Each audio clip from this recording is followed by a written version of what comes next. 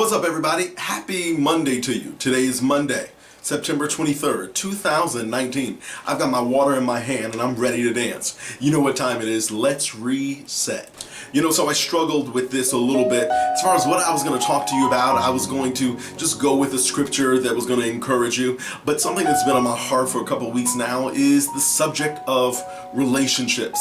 I believe it was Stephen Covey who said that there is no significant learning without significant relationship. And I'm in the people business. I learn people. I form relationships with people. And sometimes that can be quite draining. But one of the things that I have faced as far as relationships is not living up to the expectations that people have for me. Me not living up to the expectations that they have for a relationship with me, whether it be romantic or platonic. Because here's the thing about PLJ. I am totally satisfied about or with the place that I am right now in life, that I spent years and years really at the hands of other people in pastoral ministry for 8.5 years, always serving in the community, always doing things, and I just needed some time for me, and I've been totally satisfied with that. But one of the recurring themes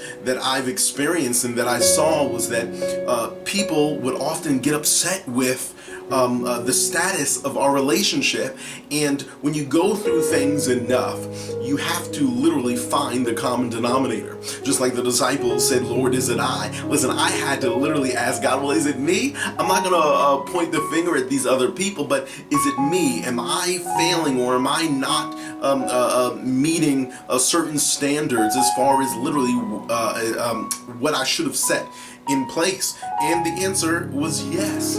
So I had to look at everything that I was going through. I mean, there would be people that I thought I had good camaraderie with, that all of a sudden they would unfollow me, because that's what we do in the social media world. When you get upset with someone, or someone doesn't live up to your expectations, you unfollow them or you mute them. And I realized that that is what people were doing to me, and people that I would speak with, and all of a sudden the next time I would reach out to them to ask them how they were doing, it would be very cold, or there's just so many things. But what I realized was that people were having an issue with me not living up to their expectations. But what many people did not do, they wouldn't communicate it. So moving forward, there were a couple of things that I had to do, and you may find yourself, and again, this may not be for you, but this may be just good advice that you give to someone else. So I'm saying it because to teach is to learn twice. So you may bless someone with this advice. So when it comes to relationships, it's just been on my heart that there are 3 things that we have to do so that they don't end up getting messy, or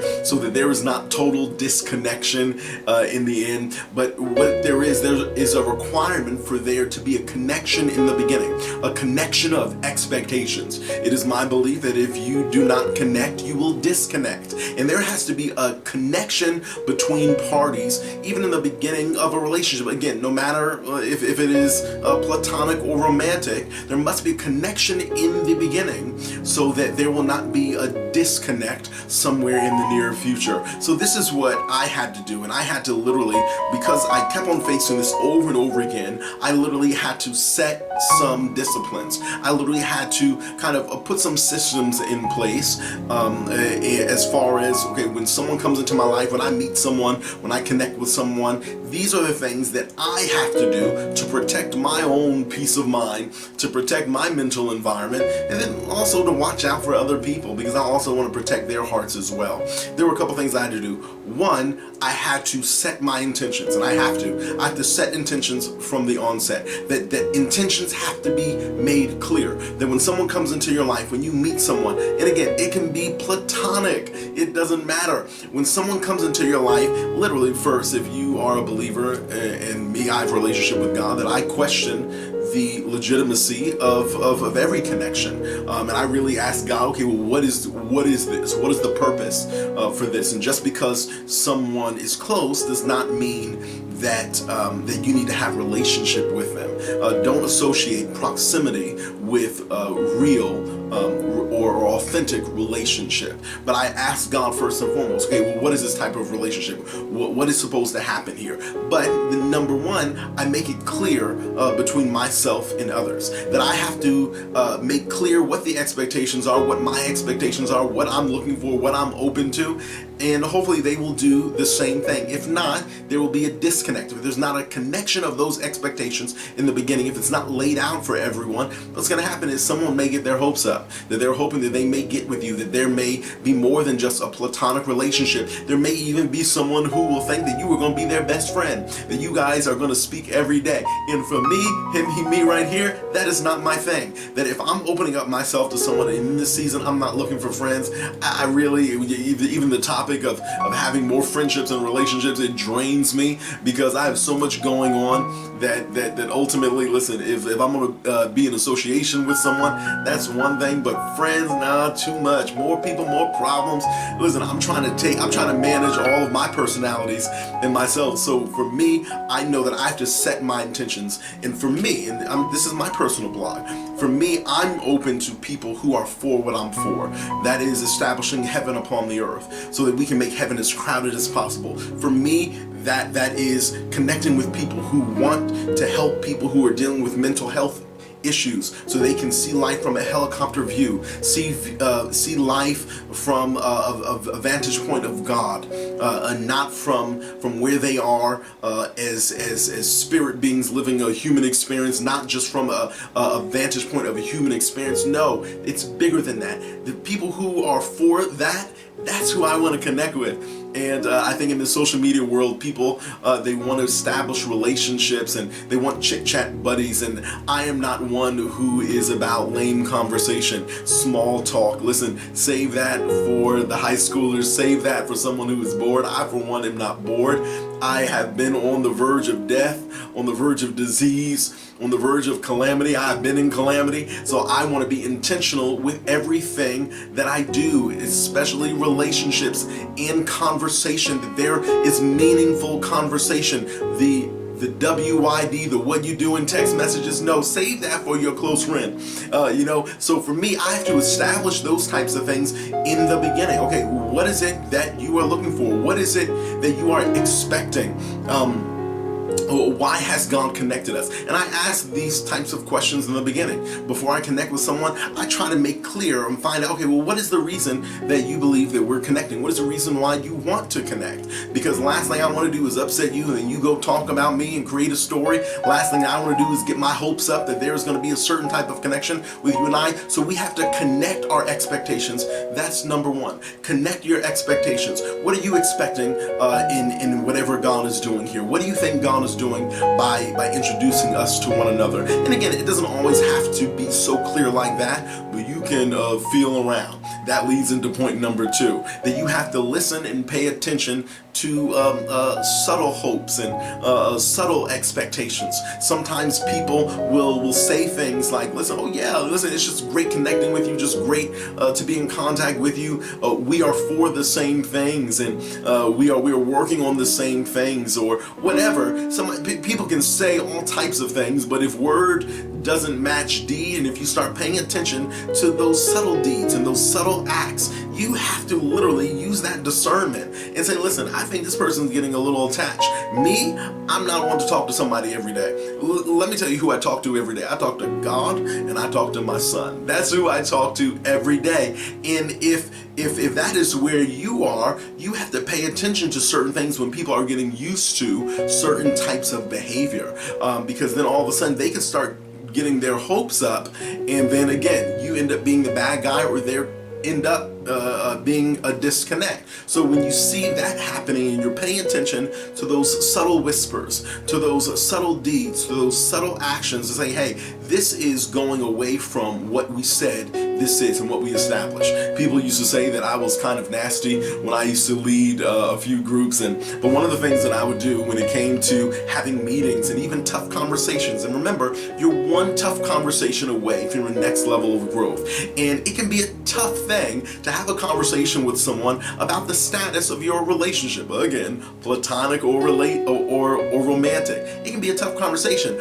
But when you have that tough conversation, it can actually open up the door for you to grow together in a relationship, platonic or romantic, or to just grow apart. You're one tough conversation away from your next level of growth. And when I would need to have tough conversations with people that I worked with or on my staff, I was one to take a piece of paper, I would establish the objective, and I would put that objective or that piece of paper, that index card, in the middle of the table, in between the two parties or the various parties. And if I felt like we were going away from that objective, everybody had a pen and they could point to that. And that's what I also do in relationships, and paying attention to those subtle signs, paying attention to those whispers. And when someone seems to be going somewhere else that is not representing, or that does not go with the expectations that were established and made clear in point number one, then we need to address this. And when that happens, you see them going off, you either have a tough conversation, or you can do number three. You have to set some new behaviors. You have to set healthy boundaries. You know what? I'm not going to be responding to this person all the time. I can't do it, because I see that they have expectations, that they want to talk to me all the time, or that they just want to have small talk. And it's just not what I'm looking forward to, or it's just not what I'm open to in this season. So for me, that is what I had to do. When people come into my life now, I make clear and I try to establish, and it has to be clear or we're not going to even talk. Okay, what are your expectations here?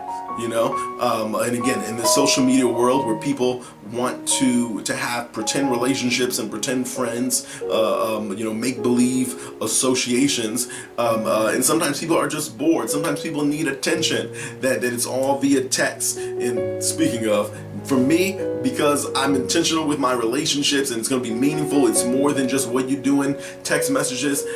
When people want something from me, and if they really want to connect on a certain level, listen, you got to pick up the phone and call me, because I am busy. I don't like to say I'm busy, but I have a lot of stuff going on, and I just know that time is limited. That's one thing that we all have in common. We are all running out of time. So listen, you got to let me know that you want something, that we are moving forward, that we're being intentional with the association that we have.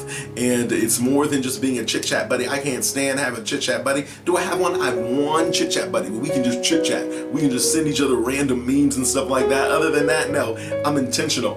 But you have to address the behavior. All right, that's point number three. So one, you have to make clear at the beginning. You have to connect the expectations. If you don't connect, there will be a disconnect. Two, you have to pay attention to subtle signs, to subtle whispers that someone may be now getting their hopes up, or they may be expecting something more from you that you're not willing to give. And that is where I am, that I am not trying to fall into anybody's expectations. If I don't want to do it, if I don't want to go there, I'm not, because I spent so long doing that. And I think that when you're intentional with your time and what you're focused on, you will also decide that, listen, I'm not going to fall into or play into or live up to the expectations that others have for me. But I'm going to pay attention to those signs, and then if I need to, I'm going to address my behavior, and I'm going to put up some healthy boundaries. A healthy boundary is a limitation or boundary put up that limits the amount of your time and your space that you give to other people and other things. And that's what you have to do. That's what I had to do. So I encourage you, man, you have no ties, and you are not obligated to live up to the expectations that others have for you. And if people want to get mad, and again, I've experienced it. I've experienced people who have come to events, people who have followed me all around, who have jumped on trains, planes, and have driven hundreds of miles just to be where I am, because they were hoping that there was going to be a certain connection with me that I was not open to. And then very well, when I didn't fall into that without even communicating, then they got mad. But that is where I am. That, listen, if someone does not make clear their expectation, that's on them, not on you. And you don't have to take responsibility for that. However, wisdom says, let's be proactive, and you establish and make the connection, make clear the expectations in the beginning of any association, in the beginning of any connection that takes place.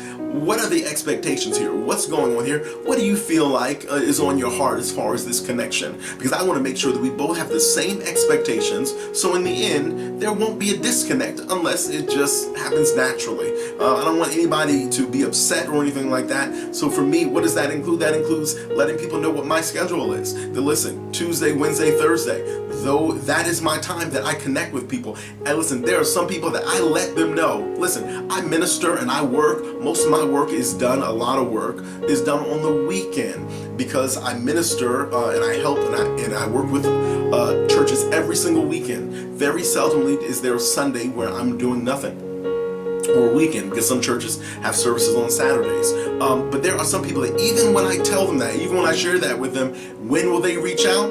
They will reach out on the weekend. And I let people know over and over again, Tuesday, Wednesday, Thursday before 6 o'clock, that is when most likely you can get a response from me, and sometimes you won't. But having those people in my life who really respect my healthy boundaries, who respect my me time, those are people that I can keep around. But when people don't, they show me that, listen, you want me to live up to your expectations that you have from me, and I'm not able to do that because that's not in my pattern. You remember when God told the man of God, listen, build the tabernacle according to the pattern that I show you. If it's not in the pattern, don't add it in there. He was specific with that thing. And same thing for my life. I know me, I know my pattern, and I'm not going to live up to a pattern that you create for me. I know me. God knows me. That's what I'm living up to. So I have to make the expectations clear. I'm going to pay attention to make sure no one's expectations are going off of what has been established as the relational